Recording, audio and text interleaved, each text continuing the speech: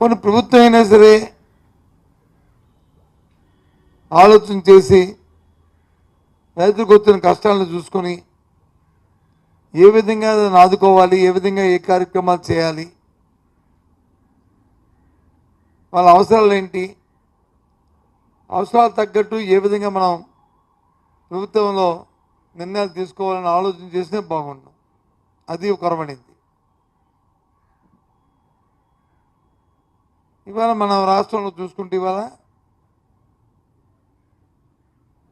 రాయలసీమలో చూసుకుంటే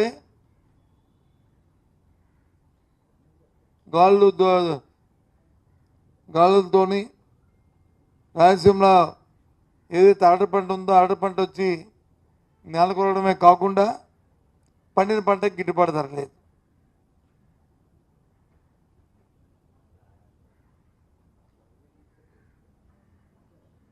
మన కోస్తాలో చూసుకుంటే మిర్చి ఇవాళ కూడా రైతులు ధనాలు చేశారు యార్డుల్లో. కొన్ని నాదులు లేడు, లక్షలాది మరి బస్తాలు వచ్చి ఆ మార్కెట్ యార్డుల్లో ఉంటున్న పరిస్థితి, ఏం చేయాలో తెలియని పరిస్థితి.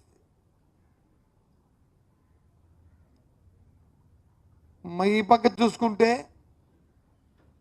చెరుకు రోజులు పెడుతున్న ఇబ్బంది, స్వయాన్న పంటను వచ్చి వాళ్ళే కాల్చుకునే పరిస్థితి. ఈ విధంగా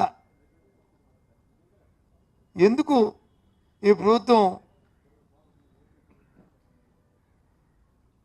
ఈ వ్యవసాయం పట్ల రైతాంగం పట్ల ఎందుకు చిన్నచూపు చూస్తుందో అర్థం అవట్లే. చాలా బాధ అనిపిస్తుంది. మేము డిమాండ్ చేస్తున్నాం ఈ ప్రభుత్వాన్ని. మీరు అట్టాసంగా చెప్పారు కదా, నేను ఢిల్లీకి వెళ్ళాను, మేము మద్దతు ధర తీసుకొచ్చాం, మిర్చిని వచ్చి కొంటున్నాం, ఎప్పుడు కనీవిని జరగనట్టుగా మేము వచ్చి కేంద్రాన్ని ఒప్పించాం అని చెప్పారు కదా. మా నాయకుడు జగన్మోహన్ రెడ్డి గారు మిర్చి ఆటికి వెళ్ళి రైతుల కష్టాలు తీసుకుంటున్న నేపథ్యంలో 11,700 రూపాయలని మద్దతు ధరని పెట్టి ఆ ధరకు ఒకళ్ళు కానీ ఎవరైనా తక్కువకు అమ్మితే మార్కెట్ ఇంటర్వెన్షన్ చేసి కేంద్ర రాష్ట్ర ప్రభుత్వాల ద్వారా ఏజెన్సీల ద్వారా కొంటామని చెప్పారు కదా. చెప్పండి, వాటికి 1 కేజీ అని కొన్నారా మీరు? 1 కిలో అంటే 1 కిలో కొన్నారా? కొంటే ఎందుకు ఇవాళ రైతులందరూ వచ్చి అక్కడ మిర్చి రైతులందరూ ధర్నాలు చేస్తారు అక్కడ? చెప్పండి మీ లెక్కల ప్రకారం ఎన్ని కొన్నారు? మాటలు చూస్తూ కోటలు దాటిపోతాయి కొండంతా, చేతుల్లో శూన్యం.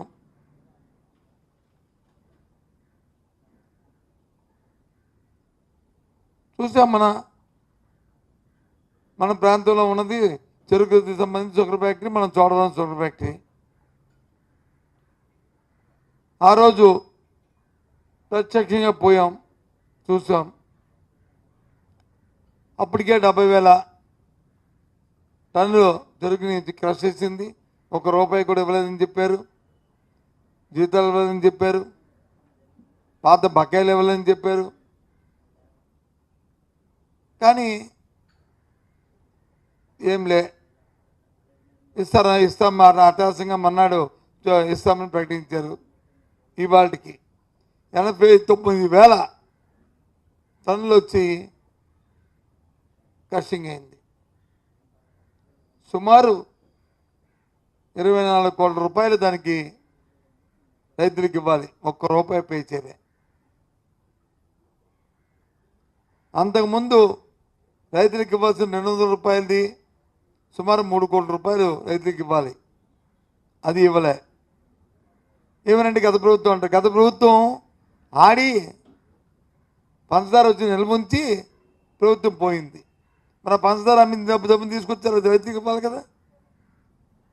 సుమారు 6-7 కోట్ల రూపాయలు. అది వర్కింగ్ క్యాపిటల్ కింద వాడుకున్నా తప్ప రైతులకు ఇవ్వలే.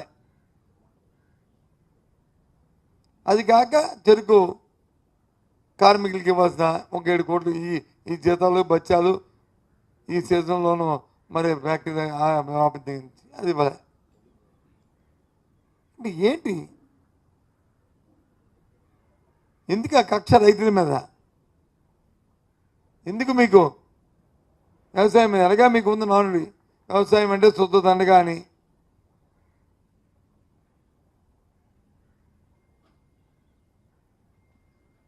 ఈ విధంగా బాధ్యత లేకుండా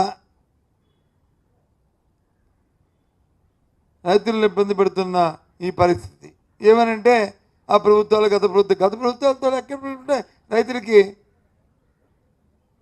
ఏ రకంగా చూసుకున్నట్టు వస్తే మార్కెట్ ఇంటర్వెన్షన్ పెట్టాం, సుమారు 3,000 కోట్ల రూపాయలు నిధులు పెట్టాం, ఇలాంటి కలామిటీలు వస్తే ఆదుకున్నాం.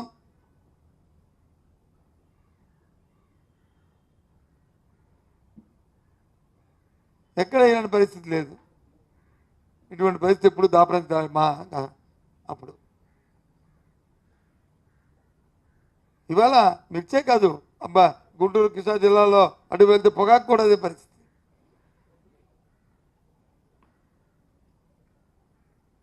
ఏది చూసుకున్నా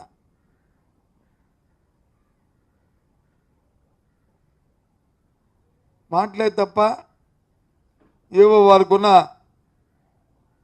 ఈ 2-3 ప్రచార తప్ప వాళ్ళు ఇస్తున్న ప్రచారం తప్ప గ్రౌండ్ లెవెల్లో కనిపించట్లే. నేను చెప్పింది వాస్తవా కాదా చెప్పమనండి, వెళ్ళండి పదండి చూడవచ్చు షుగర్ ఫ్యాక్టరీకి, అక్కడ రైతులు చెరుకు రైతులు పడుతున్న ఇబ్బంది చూడండి. పదండి అనకాపల్లి ప్రాంతం అంతా తిరుగుదాం. లేదు చూడండి గుంటూరు మార్కెట్ యార్డ్లో ఏ రకమైన పరిస్థితులు ఉన్నాయో. నేను చెప్పింది అవాస్తవం అయితే వెళ్ళి అక్కడ ప్రెస్ మీట్ పెట్టి చెప్పండి, అగో అబద్ధం, మొత్తం చెప్పింది అబద్ధం, ఇదిగో మీ ఇన్ని వేల టన్నుల్ని మేము పర్చేజ్ చేసాం, క్వింటాల్ పర్చేజ్ చేసాం అని చెప్పండి.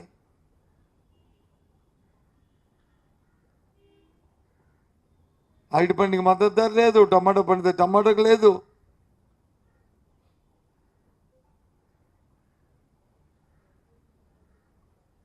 ఇదేమి ఒక సంవత్సరం పండిన పంటలు కాదు కదా, కొత్త పంటలు ఏం కాదు కదా, అనాదిగా ఒక సిస్టము ఈ రాష్ట్రంలో ఉంది కదా.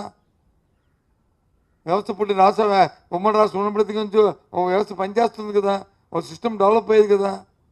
ఆ కార్యక్రమాల్ని కొద్దిగా ఇంప్రూవ్ చేసుకొని చేయడానికి ఏమొచ్చింది ఇబ్బంది? ఊరికి హామీలు ఇచ్చారు కదా, హామీలతో కాదు చేతల్లో చూపెట్టండి. మీ హామీలు ప్రజలకు అర్థమైపోయాయి, ఇంకోసారి మోసపోయామని దఫాలుగా మోసపోతున్న నేపథ్యంలో ఈసారి మళ్ళీ మోసపోయామని అప్పుడే ప్రజలు మైండ్ మేకప్ చేసుకున్నారు. ఇది మోసపూరితమేనని. వాస్తవంగా వీటికేం పెద్ద ఎక్స్పెండిచర్ పెద్ద నిధులు అవసరం లేదు కదా ఈ పని చేయడానికి. సొరపేటలో రైతులను ఆదుకోవడానికి 100 కోట్లు అవసరం లేదు కదా. ఆ ప్రాంతంలో రైతాంగానికి కొంత అవసరం తీర్చడానికి లేదు. మిర్చి రైతులను ఆదుకోవడానికి మీ దగ్గర 100 కోట్లు అవసరం లేదు కదా. లేదు ఆర్డర్ రైతులకి మార్కెట్ ఇంటర్వెన్షన్ చేసి ఏ చెన్నైయో ఏ బెంగళూరులో దగ్గరున్న పట్టణాలకు పంపించి వాటిని అమ్మించుకుని మార్కెట్ ఇంటర్వెన్షన్ చేయడానికి దానికి 100 కోట్లు అవసరం లేదు కదా. విజయవాడ విశాఖపట్నం తీసుకొచ్చి దాన్ని అమ్మించుకోవడానికి అవసరం లేదు కదా, ఓన్లీ ట్రాన్స్పోర్ట్ ఛార్జే కదా. అంతకంటే ఏమవుతుంది ఎక్స్పెండిచరు? ఎందుకంటే ఏంటి, మీకు చిత్తశుద్ధి లేదు, చేయాలనే రైతును ఆదుకోవాలనే ఒక ఆలోచన కానీ ఓ తపన కానీ మీలో లేదు. సరే మా పని అయిపోయింది కదా, ఎలా పోతే పోతారులే అనే ఒక అలసత్వం. ఉంది. మేము చాలా తీవ్రంగా దీని అందరికీ ఈ కార్యక్రమాల్ని ఈ పరిణామాలను ఖండిస్తున్నాం.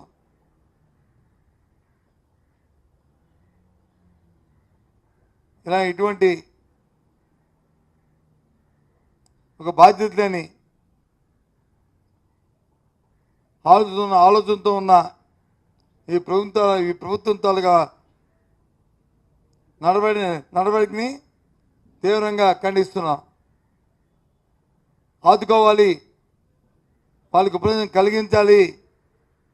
చెప్పిన ఏవైతే మాటలు ఇచ్చారో, ఏవైతే మాట చెప్తున్నారో, మాటలు కాదు చేతుల్లో ఆ కార్యక్రమాలు జరగాలి.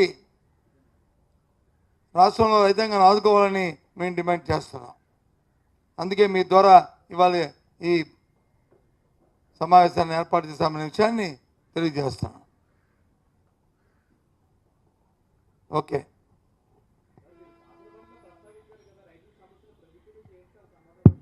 ఏదమ్మా చెప్పి ఎంతసేపు పాసింగ్ రిమార్కే, ఎంతసేపును చెప్తే ఏదో చెప్తారు, దానికి సంబంధం లేనిది, విషయం లేనిది, సంబంధం లేనిది. అప్పటికే అడిగాను, ఇగో మీరు 11,700 రూపాయలు వచ్చి మార్కెట్ రోజు చేస్తానని అడిగారు కదా, ఇప్పటికి ఏమైనా మీరు కొన్నారా, లేదు మీ ఏజెన్సీ కానీ మీరు అప్పచెప్పారా, ఎవరి ద్వారా ఇది పంచాయతీ చేస్తున్నారు అక్కడ అడిగితే దానికి సమానం లేదు. అసలు విషయం పక్కన పెడతారు, ఇంకో విషయంతో మాడతారు, లేకపోతే ఆవు కథలాగా వచ్చి మా గత ప్రవృత్తి ఇది అది అని చెప్పి ఈ కథ చెప్పి కాలయాపన చేస్తారు. అడిగితే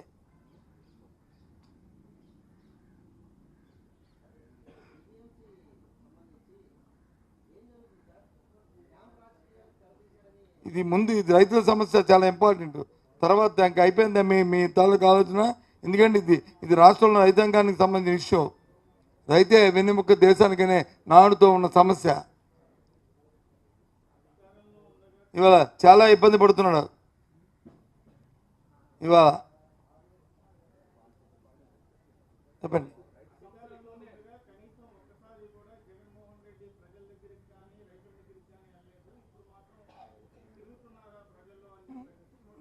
ఎస్, మీరు చెప్తున్నారు, అడుగుతాను. మేమున్న 5 సంవత్సరాల్లో ఏ రోజైనా సరే చెరుకు రైతులు వచ్చి కాల్చుకున్న పరిస్థితి వచ్చిందా? ఏ రోజైనా సరే మార్కెట్ యార్డ్లో వచ్చి పిచ్చి రైతుల సమస్య వచ్చిందా? పొగాకు రైతుల సమస్య వచ్చిందా? వస్తే మేము ఇంటర్వ్యూన్స్ అయ్యి మేము చేసాం కార్యక్రమాలు.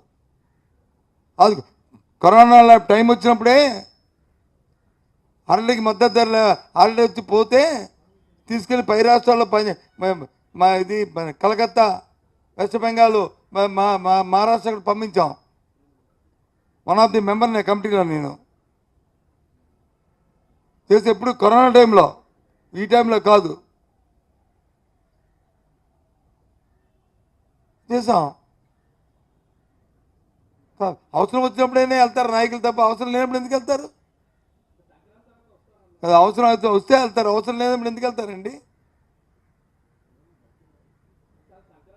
ఏటి సంక్రాంతి అవుతా సినిమా ఏంటి సంక్రాంతి రావడానికి?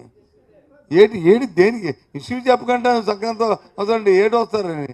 ఆయన అడుగుతుంది వచ్చి రైతుల గురించి, నువ్వు అడుగుతుంది వచ్చి దేని గురించి? నువ్వు పార్టీ గురించి. నువ్వు అడుగుతుంది నేను పార్టీ గురించా, మా పార్టీ గురించా, నీ దేని గురించి అడుగుతున్నావు?